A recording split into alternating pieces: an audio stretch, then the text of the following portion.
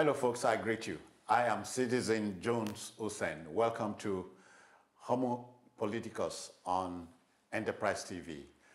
Presidency speaks in the middle of deep nationwide anxiety. You know, governments, we are to know, exist for the benefit of the governed, that's the people, and never the other way around. And so when the vicissitudes of daily living becomes crushing, as we are currently going through, one expects the seat of power to react or speak to the people. The presidency, I can tell you, has spoken. The special advisor to President Bola Tinubu on media and publicity, Aguri Ngelale, has given character to the now suspended nationwide protest over the worsening economic difficulties. Mr. Ngelale insists that the protests are unnecessary. While he admits the concerns raised by Labour, he insists that the federal government is actively implementing measures to alleviate the hardship faced by Nigerians. On the flip side, Mr. Ngelale says government is desirous of separating the legitimate concerns being expressed by some of the labor unions from people trying to leverage some of the solutions, some of the situations in the country to achieve a political agenda. We know that whereas there is a solution for real facts, there can never be a solution for suspicion. All right, my guest is the dependable Dr. Olabisi Deji Folutile. I greet you, ma'am. Welcome. Thank you so much for having me. Bisi, we're living in interesting times, to quote, what's his name now, George Orwell. These are very interesting times for us. Thomas Paine also said it. They try our souls. So the presidency has reacted officially, I dare say. How do you react to the reaction? Well, let me say that the media aid to the president, who we now refer to as the presidency reacting, is merely doing his job. And is just saying what he should say. And because of that, I forgive him for what he has said, that Nigerians are not supposed to protest because the presidency is already addressing the problems that is causing the hardship. I will give it to him that he's doing his job, and because of that, he can say what he has said. But I'm also very sure that So he will not go to... He has a sort of poetic license. Yes, to say what he has said. But I'm very sure that he will not go to the streets of Mushin, Oshodi, or anywhere to repeat what he said. Because then he will see the real people, and he will probably see the hunger and anger in the land. He will be confronted live with the hunger, with the anger, with the stress that people are facing on daily basis. And then he will know that indeed Nigerians, not even the labor, Nigerians themselves, whether they belong to the working class or not, are angry. There is hardly anywhere you go to now. There is hardly any conversation that you have, whether with people that you think are probably a bit well-to-do, or those who are poor or whatever, that the conversation will not be around the hard times in Nigeria as of today. Everybody is feeling the pinch. Perhaps only the president's media aid and his likes are the ones that are exempted. You know, they live in Nassau Rock, and they live far from the people. Perhaps that is why it doesn't really know. That's what we think. Well, that is why, if not, your See, it's the same blood that runs through my veins that runs through his veins too. Yes, but you know, where you are is different from where he is. The position he occupies requires that he says what he has said. Okay. That is the truth. If I were in his shoes, I don't think I would have done anything otherwise. Okay. Because I would have done that. I mean, his own responsibility is to assuage the people and to present the situation as the presidency trying to address the problems, or, you know, he has to speak for the president. And that is exactly what he has done. Yeah. But you and I know he's operating in a very familiar, peculiar environment. Exactly. Where suspicion is rife. Yeah.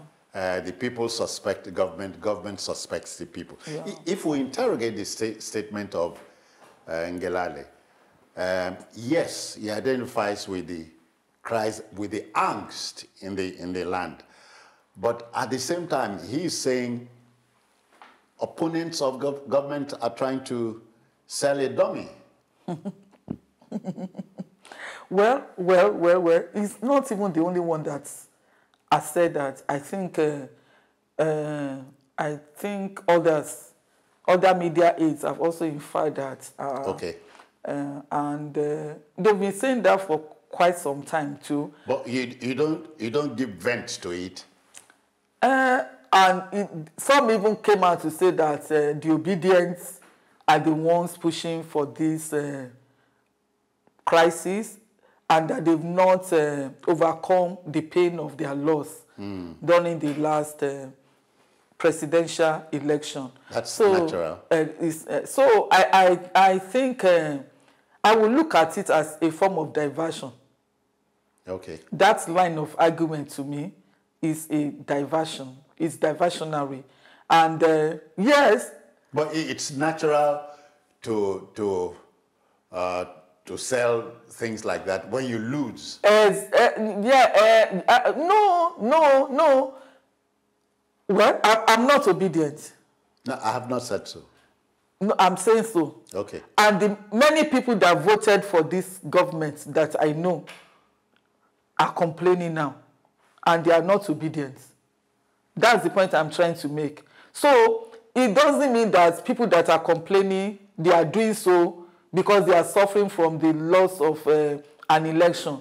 Yeah. And it is very important for government to realize that. Otherwise, we may be joking with serious issues and just be reducing them to trivialities.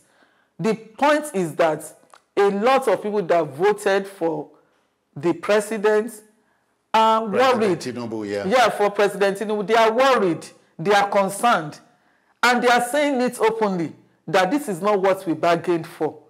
So it's not a question of course, it is the responsibility of the presidency to also explain to the people that, yes, we are doing reforms, and these reforms, which in fairness to the president, he has always said it, that, well, is a product of the reforms. We met a very bad situation on ground, yeah. And we need to make reforms. But he knew the situation was bad.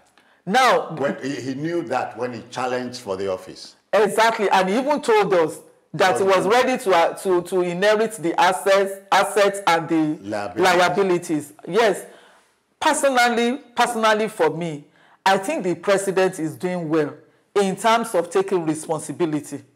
When he speaks, I think he does well in terms of taking responsibility, unlike the previous government that would just keep mute. Taciturn. Yeah, and just move. Mum's the word. Exactly. But I think also we need to be more serious about the way we analyze what is going on right now, so that we do not throw serious issues into a case of opposition or things like that. It's not. It goes beyond that. Yeah, but let's look at this.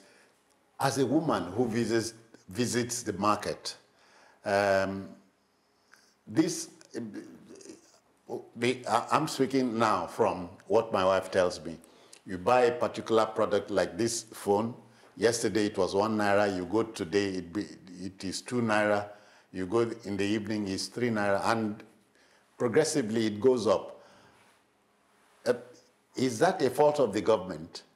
Well, you see, everybody... If you see the picture I'm painting... I understand what you are painting. Many Nigerians are unscrupulous. They couldn't be bothered. You see, I understand what you are saying. And that is why some people have argued now that dollar to naira exchange rate naira has since been gaining value, but are we seeing marginally, but we have not seen any reduction in cost of goods and services. For the question you ask, if I need to tell you, it's even women that can share details of what is going on in this country now. Because virtually... No, sorry, let me quickly interrupt here.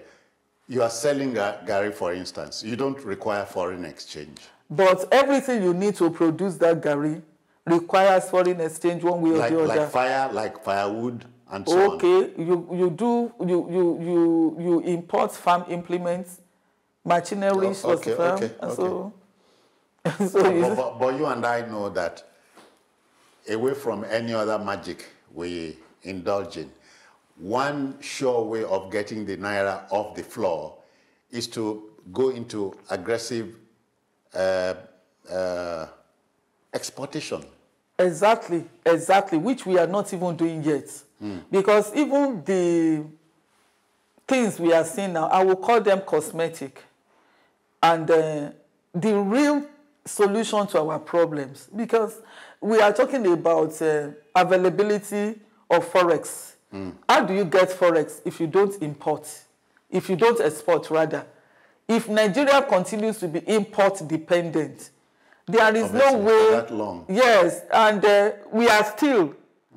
And even the few companies that are trying to even manufacture now, the cost of manufacturing is too high, and that is even discouraging them, making them to close down business. So maybe for me, the closest thing we can encourage now is agriculture, because we have the land, we have the weather, we have the population and all of that. Maybe going into aggressive agriculture can probably save us at least from our food crisis. But we must rub this in.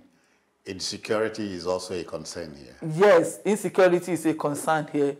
And we've been talking about that all this while. And some people will even tell you that maybe we are even hyping our insecurity problem, because a friend... Otherwise, it can really be... Yes, a friend told me that while we may even be talking about insecurity in some parts of the country, that there are other places that are relatively calm, but we are still not doing as much of agriculture that we ought to be doing. No, but if I look at Benue, the Middle Belt, which is the food basket, bread basket of the country, there's still insecurity concerns. Yeah, there are, and they are still producing. That is why we even still have food to eat. Okay. In spite of that insecurity, they still produce. That's why we still get yams from the north. We still get tomato from the north and all of that. They are still producing. But of course, I understand the fact that we need to tame insecurity, because it's a two-way thing. We need to tame insecurity for the people to feel safe, to go to their farms. And I also want to believe that government is working in the direction of fighting insecurity, just that perhaps our methods need to change. Tied to that would be security men on the highways. These farm products are coming to town, and security men on the highways extort the farmers. And they just... You've heard about that? Yes, the people are complaining of high presence of policemen on highways. That can be tackled. Yes, now, what are they doing there? Because we all know that they extort. So, and there was a time that there was a ban on them, on the highways. And now, it's like there is even an official endorsement of their presence. Even in town, police people in uniform would collect money from people, from motorists. Yes, they do, and they can go to the extreme if you are not willing to release on time, and that is very bad. All right, let's tie all of this to what we are discussing. So, if we give these drawbacks, what do you think the Tinubu government can do to clear the audience table, as they say? Well, let's be sincere. Let's be sincere. I don't think it's something that any government can do overnight. But we need some kind of sincerity. I think... both parts, on government side or the people's side? You see, people will align. Okay. People will align. You just need the right leadership outlook. Yeah. Once you take the right decision and the people are persuaded, that is why I talked about sincerity. People can also read on the part of government, because people can read you when you are paying lip service to issues. And that is why...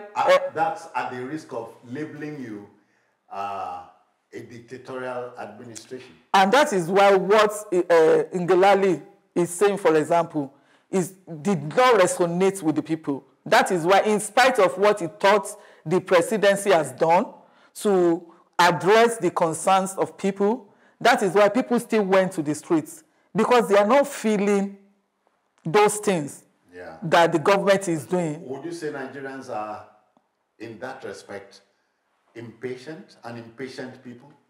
I won't say they are impatient. I won't say they are impatient. They are hungry. Okay. You know, and hunger. And hunger does not. For example, I watched a lady from Unilag on Twitter recounting what she went through to get the customs bag of rice last week. The so-called 10,000. The so-called 10,000 naira, and you needed to listen to her to see what she actually went through, and that she was asking herself that, is this thing worth her life? But she kept on asking, and she kept on going. Now let's take it from here. Mr. You talked about sincerity, and I'm eager to know sincerity on whose part, government, governed, or an admixture of the two? Well, principally here, I'm talking about the government.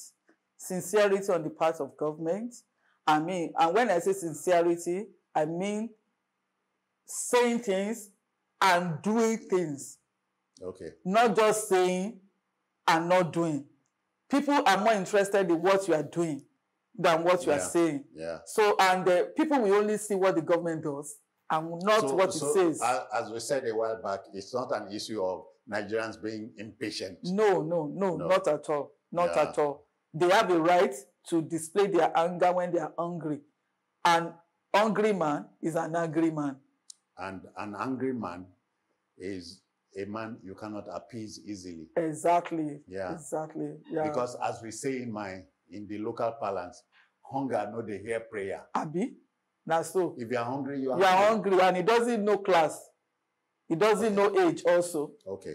Hunger catches everyone, whether old or young. And you must eat and to be alive. To be alive, exactly. Okay. If you are just joining us, this is Homo Politicus on Enterprise TV, and we're looking at the presidency in my country, your country, speaking in the middle of deep nationwide anxiety. We will be back shortly. Please stay. Enterprise TV, your one-stop shop for news, programs, human angle stories, the economy, sports, and much more. We go the extra mile to bring incredible details to you. So hop on the train now. Enterprise TV, a tradition of truth. Okay, welcome back.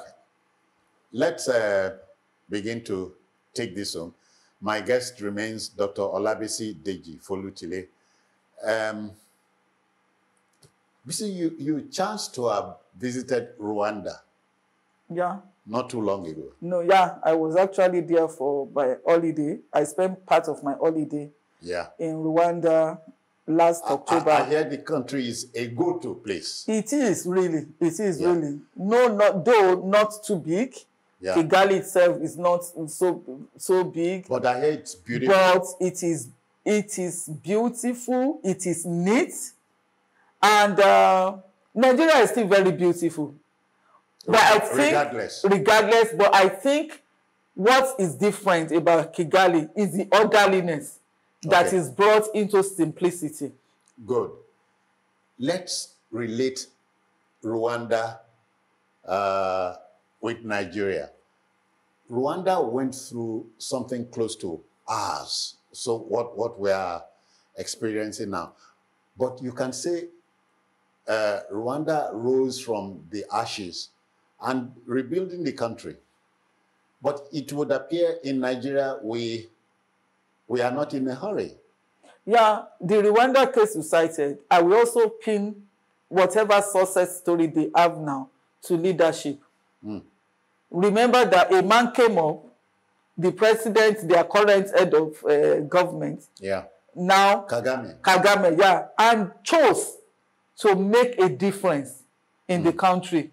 And but people say he's dictatorial. Yes, dictatorial for 20, in fact, at least he's been there now for about 24 years.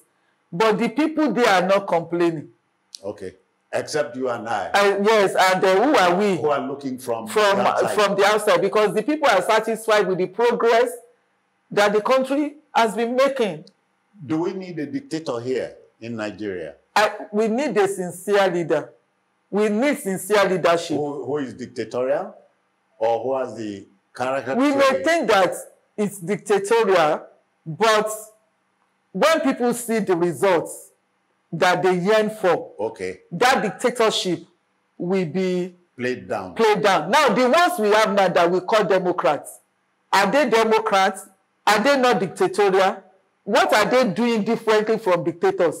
What is it that Nigerians really have mouth in the decisions they are making? So you expected a President Bola Tinubu who will charge out of the house wielding a machete.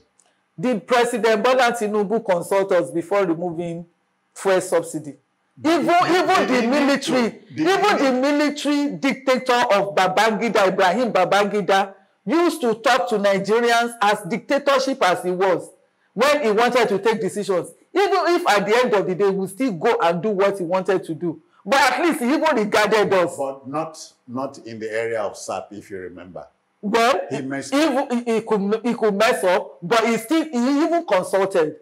I remember when he wanted to take Nigeria to Islamic he kept on engaging us and telling us the advantages of doing that. But the President Tinubu that came to power, and the first day, the first statement said, fuel subsidy is gone.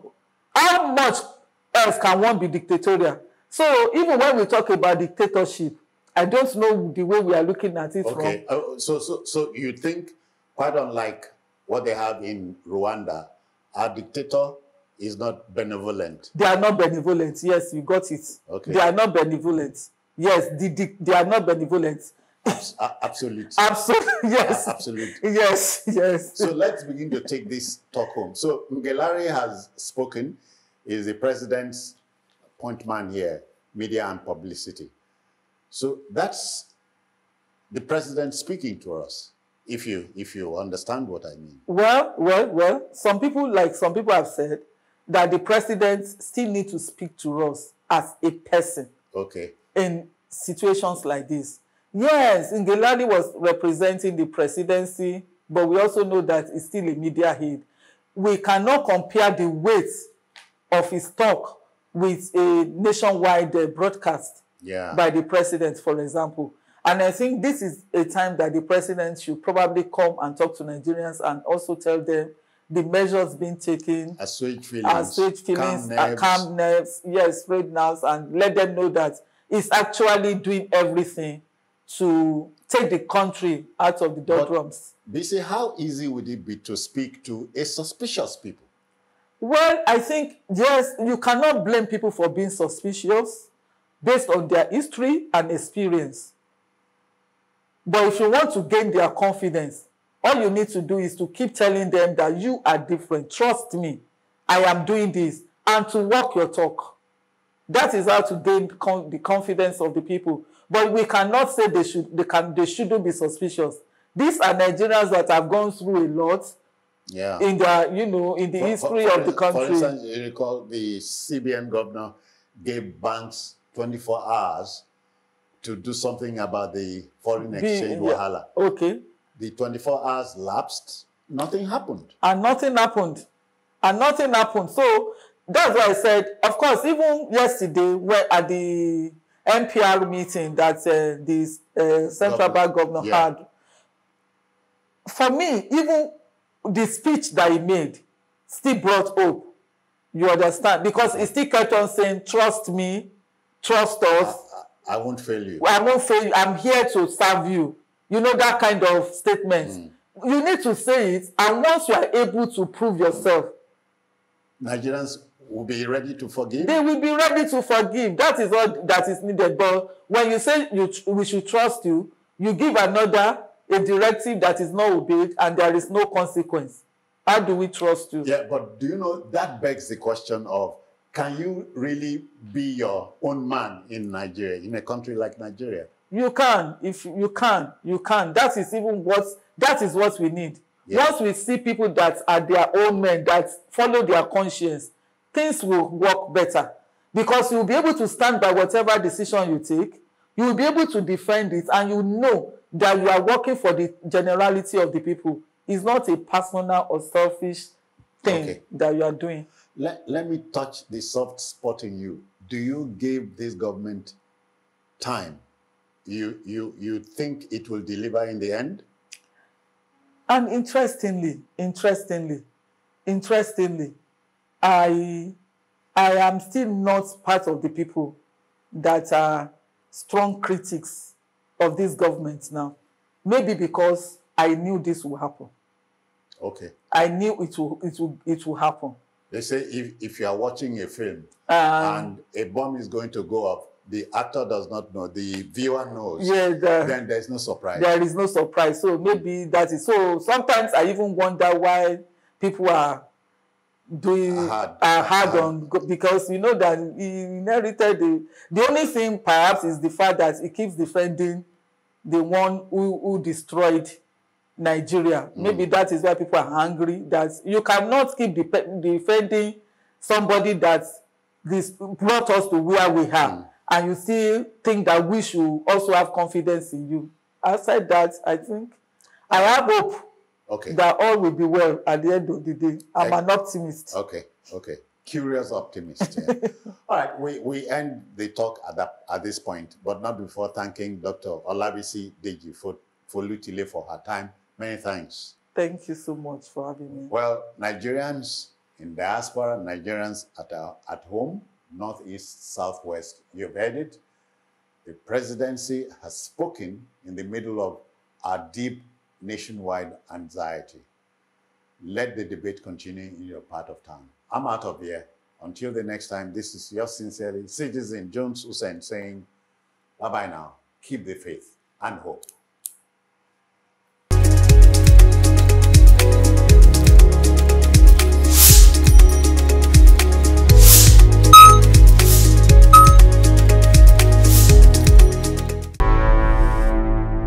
Enterprise TV, a tradition of truth.